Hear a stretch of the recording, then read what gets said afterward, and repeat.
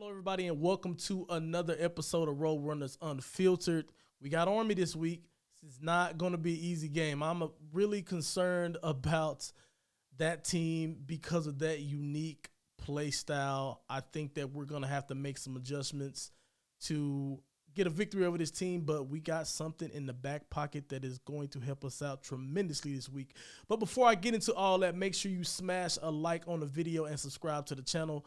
We are just about 8 away from that 500 milestone, so really appreciate all you guys for being here. Also, check the link for the description to the Patreon. Doing 3 videos per week on UTSA, I'm seeing is a bit much based on the data and the analytics. So I'm actually going to move one of those videos over to Patreon. And the deep dive game recap will now be housed there going forward. And we're just going to keep the instant reaction here. And we're going to also do the game previews here as well. Now, without further ado, let's jump into this week's game.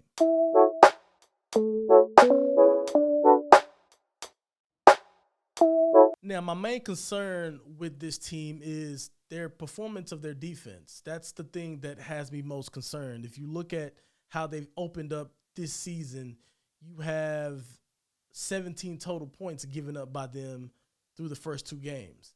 They held the last team, I think is Delaware State, to 0. It was a 57-0 blowout. And then before that, they lost to Louisiana Monroe, but they only gave up 17 points to them in that loss.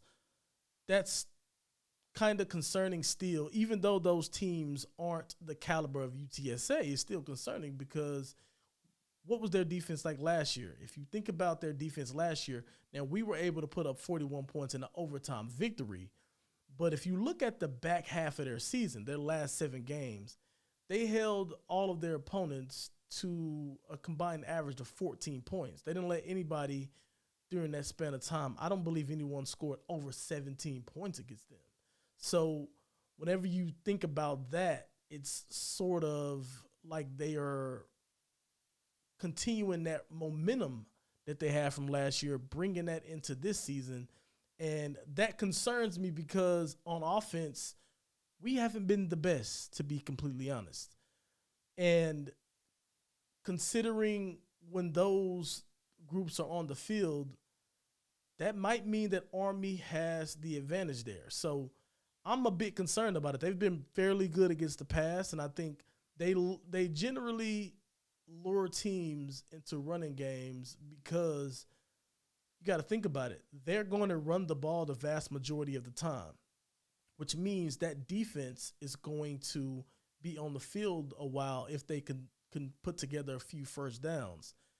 Now, when you're an offense, a great way to help the defense out is not to go 3 and out with a couple passes and put the defense right back out there while they're tired. That's where Army can really start to roll downhill on you, because if they get to pounding the ball and they keep that defense out there play after play after play, number one, they're holding possession for a while, so the opposing team's offense cannot get going. And number two, they are just hitting the defense with body blows over and over and over, wearing them down. And once defenses get fatigued, they make mistakes. Once you make mistakes against an offense like Army's offense, you have problems. And then you give up points. And then everything starts to go against you. So I am a bit concerned about that. But here's the thing that does bring me some confidence. Our defense has been spectacular in these first 2 games. I think the offenses that they've played with Texas State and Houston are more prolific and dynamic than this team's. But here's another thing that's also kind of concerning too. So to be clear, I am very pleased with the defensive performance, especially with our front 7. They've been phenomenal, and they've carried the team, in my opinion, over these first couple of weeks. But this is sort of a different animal, so I wonder if we're going to be able to adjust to this specific style and be able to stop them as well. What I would imagine is we do have some leaks, but I think our defense has just as much momentum as their defense will have right now at this particular point in time, considering how they started the season. And I think that's going to help us. when I think about and if I'm being fair to Army, though, whenever you think about the last couple times we played them, we gave up, the points we gave up 38 points. We gave up 31 points in the first meeting where we lost. So we have trouble with this type of offense in general. We've given up 30 or more points each time we played this team. So that also means that our offense is going to have to get it together. And I know the time we played them, I believe, was 2019. I believe that was the first time we played them. I think we lost 31-19. And last year, we won. We gave up 38 points. The thing that was scary about that is we gave up 304 passing yards against a team that does not pass the ball. That was really alarming. And they kind of had us on a string in the passing game, just to be frank, and not great. Now, what I will say, and I think it'll carry over to this, is we actually defended the run well, in my opinion. I think that they did have a few key conversions because they had this really big guy. I hope he's not there anymore, but they had this really big guy for short yardage situations, and he was making some plays against us. But we held them to 193 rushing yards. Doesn't sound good, but whenever you look at the average, they only averaged 3 yards per carry. I think it was 3.2 yards per carry. So we didn't defend that terribly, considering how much they attempted to run the ball against us. So I think in the secondary, we've been making good plays in the secondary the first 2 games, but if I had to pick a part of the defense that I personally was a little bit concerned about right now, it'd be the back 4 instead of that front 7.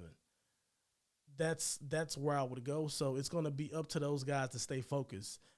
I just know from years in football, whenever you play teams like this and you're playing defensive back, you have more an increased responsibility on run fits and an increased responsibility to take on blocks, an increased responsibility to spill the play, and that's when like a corner goes and spill the play outside so the safety can make a tackle. But typically when they're spilling a play, they're having to go cut a 325-pound lineman. Yeah, not fun whenever you're a buck 90 or 200 pounds. So considering that practice is different going into those games because you do more repetitions inside versus outside, working with wide receivers and doing one-on-ones. I talked a bit about this in the discussion with Glasgow, but that's just a different ball game. And I think it's going to be important for those guys in the secondary to stay awake and not fall asleep against this team because they killed us on some of that stuff last year. So we can't lose focus. We can't slip there. But now I'm going to switch gears over to UTSA's offense. So I said that we had something in our back pocket that's going to impact the game. And I'm sure you guys have already guessed it. That's JT Clark. So I seen this on Twitter, but I seen the depth chart get released and he was, in his starting spot. That's huge because when you think about how we executed against them last year, we killed them through the air. I think Frank had 354 passing yards in the air against this team. And that's huge. It wasn't all Zakari Franklin. Joshua Cephas and Darrien Clark both had excellent games. I think the two of them combined for more than 200 yards and a touchdown. I think Joshua Cephas was in the ballpark of 10 catches for 112. I think Darrien Clark was 7 catches, 90 yards, and a touchdown. With him being inserted back into the offense, I think this does a ton for play calling, number one, and it does a ton for our quarterback, Frank Harris. It's going to do a lot for him. One of the things I was talking about in the instant reaction video was I felt like we weren't getting enough separation from our receivers in just the first 2 weeks. And I think some of that is why Frank has not been as sharp as we're used to him being. And I think a lot of that comes down to, do you trust the guys you're throwing the ball to? And I don't mean it like on a personal level. I'm sure you trust all these guys, so on and so forth. But it's different when you're out there and the bullets are flying and you're trying to make plays and trying to win football games and trying to protect the ball, so on and so forth. You're not going to take as many risks. And I think sometimes you can be in some situations. If you got a JT Clark on one side, you have a Joshua Cephas on the other, or Joshua Cephas in the slot lined up, and you can get JT Clark isolated with his man. I know that Frank believes in him to where he's going to win his one-on-one, whether it's a sick route or just throw it up and go get it, because that dude is a monster at going to get the ball at its highest point above his corner. So him being inserted into the offense is going to change everything. Listen, I also think it's going to be a huge change for our offensive coordinator. Now he should be a lot more comfortable in his play calling now, because you have a big-time weapon now added to that offense. That's also going to dictate how teams guard us now. So you have a wide receiver there now that, listen, if he's one-on-one, we should throw him the ball every time, period. I just send him on a straight-up go route every time. Every time. I don't care what corner they had. I don't care what DB you have on them. I'm putting my money on that guy to go win. And I'm sure if I feel like that, I know in that locker room they feel like that, and they've proven that and shown that to us a ton over the years. So that being inserted back into the offense is going to have a enormous, or should have a huge impact on our game. And then maybe this gets our offense out of the rut they've been in. Because I don't care what you say. Our offense is better than 20 points against that Texas State team. Even though I will admit, Texas State played us tough. But we were 20 points. We should have hung 35-40 on that team. If you had an offense that resembled what we had last year. And I get it. We lose personnel and there's staff turnover. I completely understand that. But we still have a solid nucleus within our offense and within our team. So, it's time for us to show it offensively. We're going to have to show it. I think that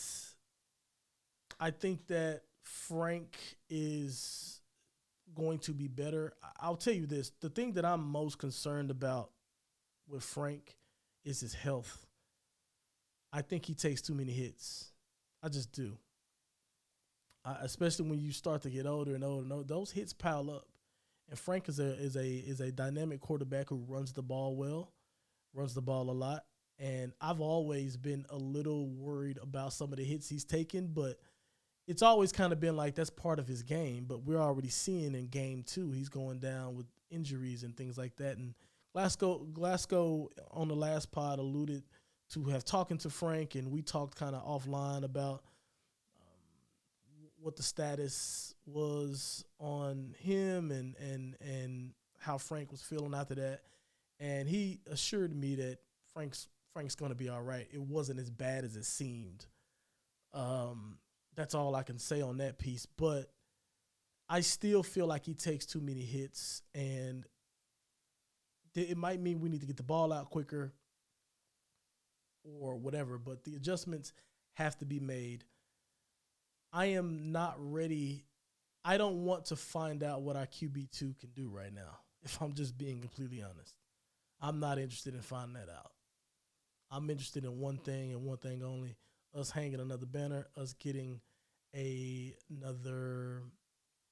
getting an opportunity to win a bowl game, and we're going to be able to do that with Frank Harris. I know that for a fact because it's proven. not the bowl game, not yet, but I have faith that that's going to come this season.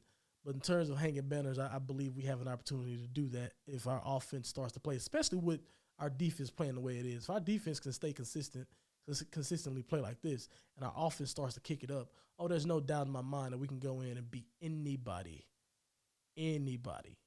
So our team still got enough talent to be able to run the tables in the conference for sure.